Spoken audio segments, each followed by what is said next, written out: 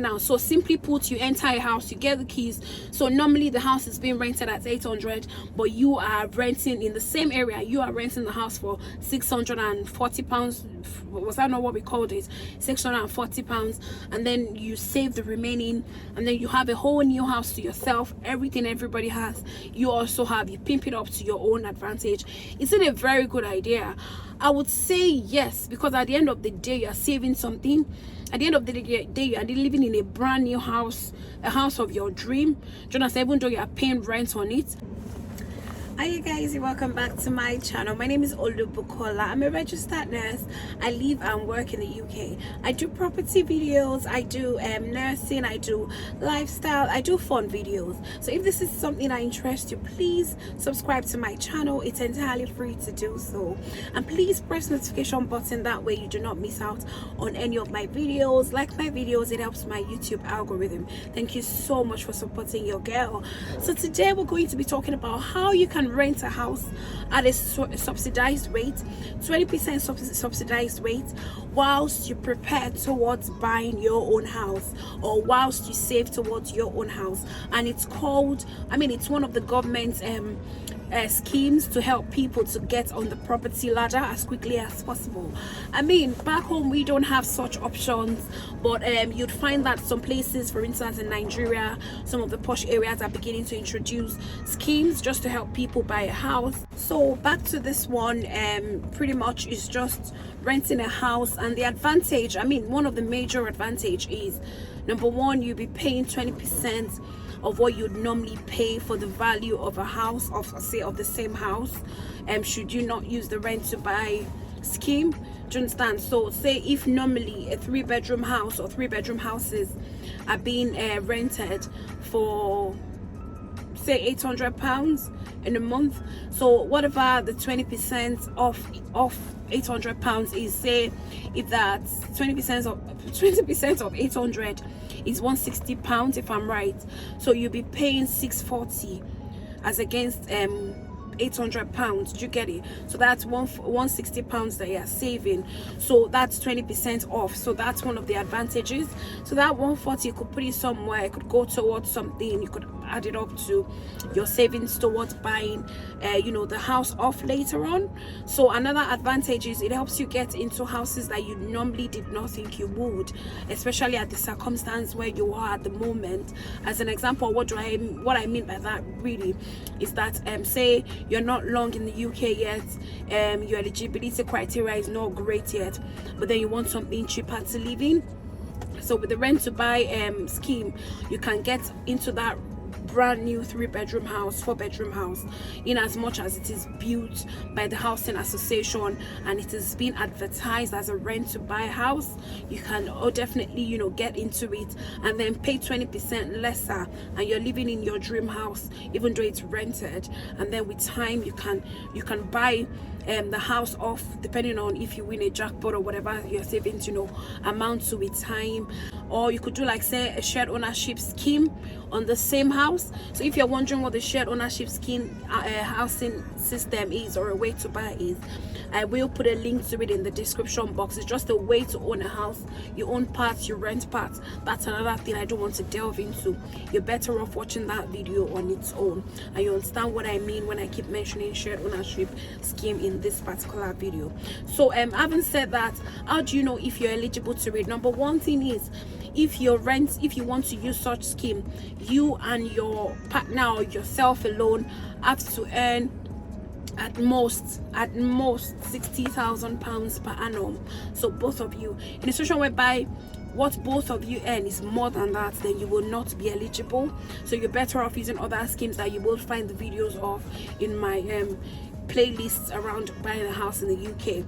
So but if you are buying single-handedly, and of course say you're a nurse as an example, whatever you are, you earn way less than £60,000 per annum, then you're good. Or you and your partner, whosoever, your friend combined, still earn lesser than £60,000, then you can use such scheme. Another thing when it comes to eligibility, of course, is you having a good credit report. And I've talked about credit reporting over and over again on this channel as well. You want to have a look at my other videos about credit reports. I'll list them all in the description box. So Remember, like I said in my previous videos, that you can use different apps like TransUnion, Crediva, Experian. You can even sign up with checkafile.com, which is the best method to have a look at what your credit report is, do you understand, across board. Because with Check My File, it gathers what you are with Experian, TransUnion, Crediva, and I think one other credit company. So but you don't have to necessarily do that. You could just go with them free ones like Clear Score, do you understand? And if you're with Barclays, I think Barclays gives you free access with to Experian. If they still do that, they may not do it anymore. So I mean, whichever one you choose, it's not compulsory. Just go on Google and just sign up with any one of them and just be on top of your credit report. And remember, like I say always, it's just a rough guide. These people will still do their own affordability check, but it's just a way to guide you personally. They don't go by that verbatim, if you get what I mean. So of course, so that's another eligibility criteria to consider. So also the third one is that this rent to buy is available for people that are first-time buyers or that own a house before but cannot afford to buy another home on the open market at the moment, you know. And also they give preference to, not preference per se, but then they tend to prioritize people that have got council houses or some kind of housing association homes before, or first-time buyers and stuff. But irrespective, I'll still shoot my shot if I was you, so it doesn't matter. So that's how to go about this thing, and that's how to get on the property ladder. So you'd hear they call it different names: rent to own, rent, save and own, and there are different names for it. So the way it works in England, Northern Ireland and in Scotland is that you will get on such house. I'll put a link of such house in the description box, and that way it would make much more better sense to you. So it is advertised as a rent to buy house. So, and when you click on it, you'd see it and you read everything, it would make better sense to you. When they rent the house to you, it's a brand new house. And what happens, in case you're wondering, is that why are they being so generous? So the housing association work hand in hand with the government. So all they're trying to do is to make buying a house and stuff like that affordable to people out there. So what they then do is they get a loan from the government. There's a way they do their own technical bits that we don't have to delve into. It has nothing to do with us. They get a loan from the government. They sign a contract that indeed they are buying the land and they are building the house or those houses on that land for the main purpose of, say, shared ownership, or say rent to buy, or say and they must not sell those houses off until they are done paying that loan. So it means that they would continue to rent. If you then move out of the house after 4 years or after whatever, you get a better scheme and you jump out of the house, they'll rent it out to another person again under the same rent to buy scheme. They must not go out of that purpose with which they have loaned that money from the government until every penny they have loaned from the government is fully paid. So once it's fully paid, they can then do what they like with the whole house in that area. They can turn it to a council housing, they can sell them off. You can be one of the people to buy the one you are living in. Anything can happen, do you get it? That's how it works with how they, you know, come about the whole rent to buy. So then back to you now as a person, as an individual trying to get a better scheme for yourself. So if you're considering this one, what it then means is that you would rent it, they'll give you the keys, you get in. So within the moment you enter, up until 5 years, Jonathan, you can decide to leave the house. Jonathan, to say, okay, I've now jumped on another scheme, which may be the Help to Buy equity loan, which I have the videos on my channel as well. So it's better off for me now. You guys, thank you, take your keys, I'm out. Jonathan, nothing would happen. Or you can decide to buy part of the house.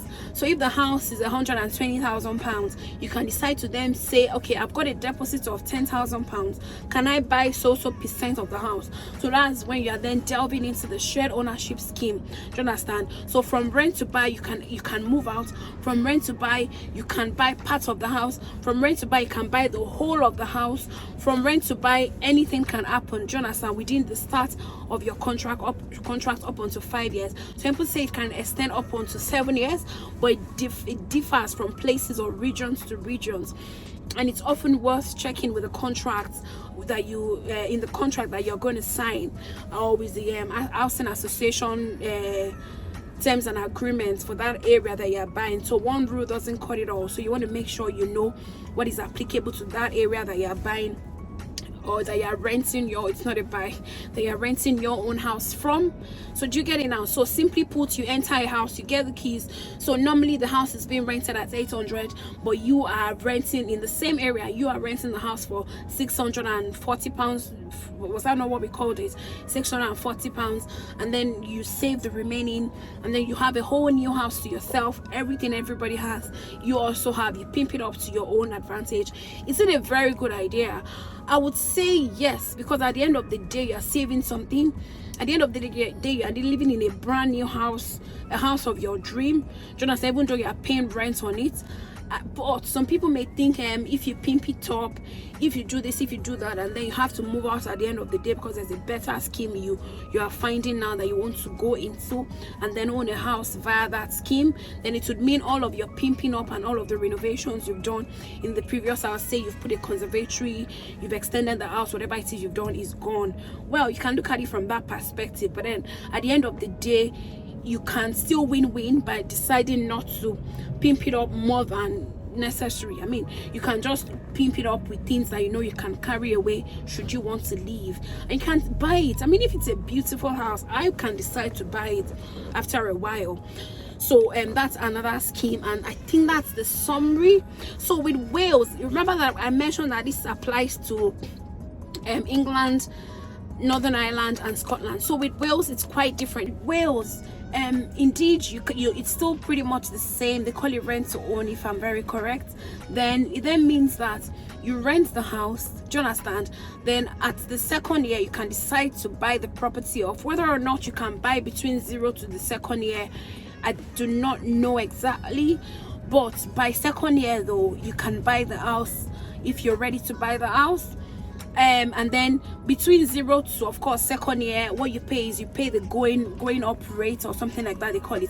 All of these technical bits your mortgage advisor will tell you about. Even the housing association, customer services, or whatever they call them, would support you to understand them better. So what then happens when you say, okay, I'm ready to buy this house, is they'll give you 25% of all of the rents that you have paid before. So still back to our example of £800, they'll give you 25% of this 640 that you have been paying, multiplied by number of months you have paid, 640, of course, give it back to you. And then 50% of whatever the house has increased or increased in value to be. So say when you entered the house the value was £200,000, but come second year, when you say, okay, I'm ready to buy this house now, I've put enough savings together, so the house has now become 220, they'll give you 50% of it, and this 50% and the 25% rent that they are giving you back can go into your deposit.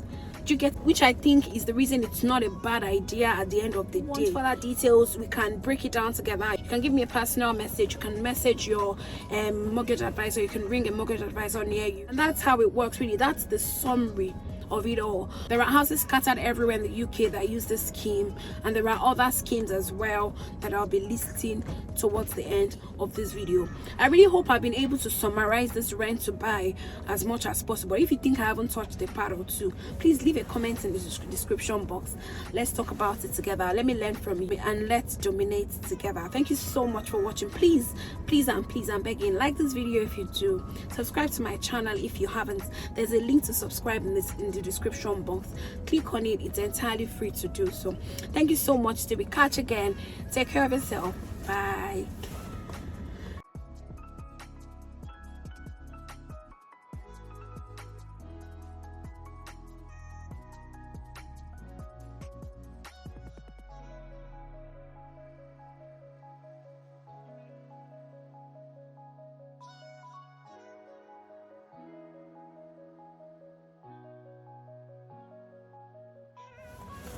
Right, just to chip in quickly that there is the 95% mortgage guarantee scheme, which was started in April 2021 this year, and it will run till the end of 2022, and then they would review it and then decide. I mean, as a summary, I'm just chipping this in towards the end of this video. I was going to make a whole video about it, but if you're interested, please let me know in the comment section, then I'll do a whole video about this one.